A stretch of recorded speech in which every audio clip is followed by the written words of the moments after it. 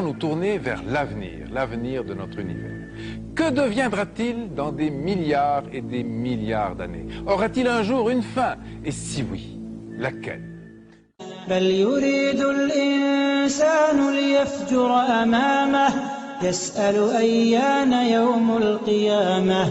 Pendant ce temps-là, sur notre planète, nous aurons laissé la place à des insectes géants, sortes de scorpions, de libellules ou d'araignées gigantesques, les mêmes que ceux qui existaient à la préhistoire, avant les dinosaures, lorsque la Terre était également très chaude.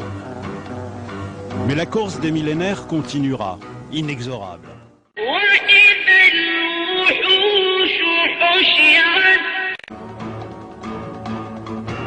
4 milliards d'années dans l'avenir, la Terre sera devenue un enfer totalement inhabitable, plusieurs milliers de degrés.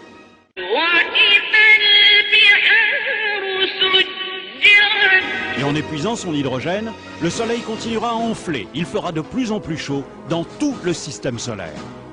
L'homme devra fuir de plus en plus loin, vers les grands satellites de Jupiter et de Saturne, aujourd'hui mondes glacés, mais qui à cette époque lointaine seront devenus habitables.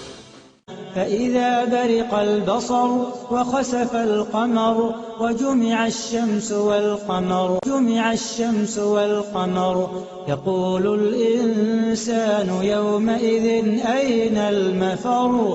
يقول الإنسان يومئذ أين المفر كلا لا وزر إلى ربك يومئذ المستقر. À cet instant, deux théories s'affrontent. Soit la masse du Soleil est plus grande que ce qu'on pense aujourd'hui, et dans ce cas il pourrait s'effondrer sur lui-même et se transformer en ce qu'on appelle un trou noir. Là les choses iraient très très vite, en moins d'une heure, son diamètre ne serait plus que de 3 km, il absorberait tout ce qui passe à proximité et rien, pas même la lumière, ne pourra s'en échapper. Dans ce cas, notre monde finirait par être aspiré avec toutes les autres planètes du système solaire comme une vulgaire poussière au fond d'un aspirateur cosmique. En revanche, s'il n'est pas assez lourd pour former un trou noir, alors il s'éteindra lentement et deviendra une étoile à l'agonie, appelée naine blanche, dont l'éclat se ternira de plus en plus jusqu'à devenir un corps sans vie, une étoile morte, inerte, qu'on appelle naine noire. Plus loin que prévu, ce qui signifie bien que l'expansion de l'univers s'accélère peut-être sous l'effet d'une force mystérieuse que les astrophysiciens appellent l'énergie noire.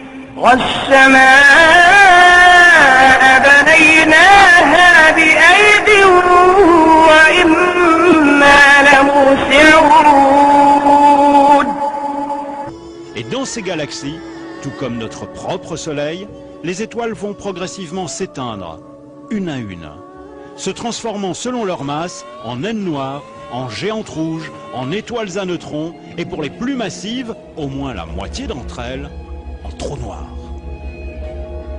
Mais allons toujours plus loin dans l'avenir. Nous voici 100 000 milliards d'années après le Big Bang. Dans notre Voie lactée et les autres galaxies, il n'y a presque plus que des étoiles mortes, des naines noires ou des trous noirs.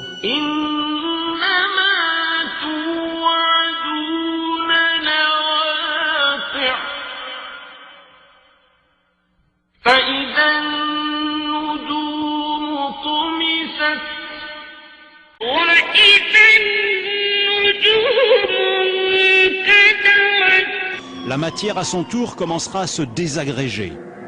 Pourquoi? Parce que les atomes eux-mêmes ne sont pas éternels. Les protons, les noyaux des atomes, auront atteint leur limite de vie dans 1 milliard de milliards de milliards d'années. Alors, les carcasses inertes des planètes et des étoiles partiront elles-mêmes en poussière. Enfin, l'univers tout entier pourrait s'évaporer dans le froid et le néant.